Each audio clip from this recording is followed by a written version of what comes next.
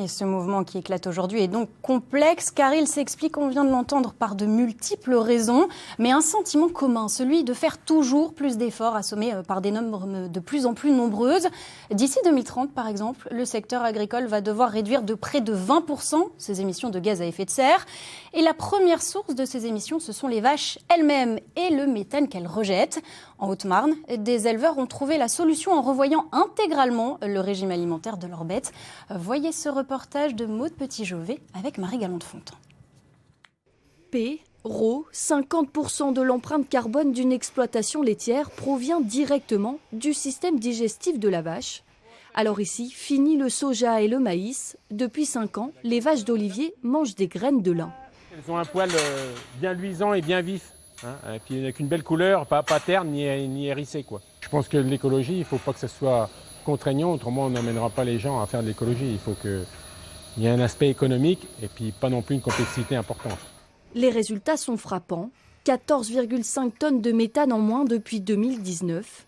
Une solution écologique qui a même permis à l'éleveur de booster sa production.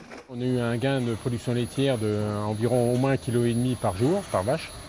Et puis après, sur l'aspect santé, des choses qui, on ne les chiffre pas vraiment, mais elles se voient, quoi. On voit que nos bêtes sont en bien meilleure santé, au niveau de la rumination, de plein de choses comme ça. Diminuer les émissions de méthane en changeant l'alimentation des vaches.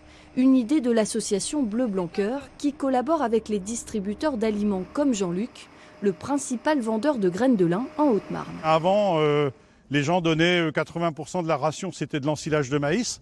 Aujourd'hui, il faut leur apprendre à varier les différentes sources d'énergie et de protéines qu'ils apportent à la vache laitière.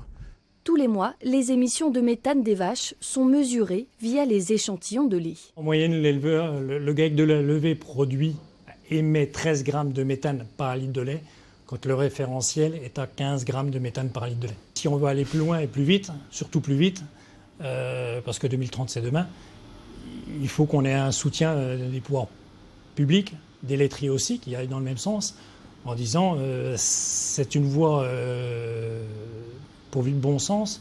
Pour le moment, seuls 20 éleveurs participent au projet en Haute-Marne.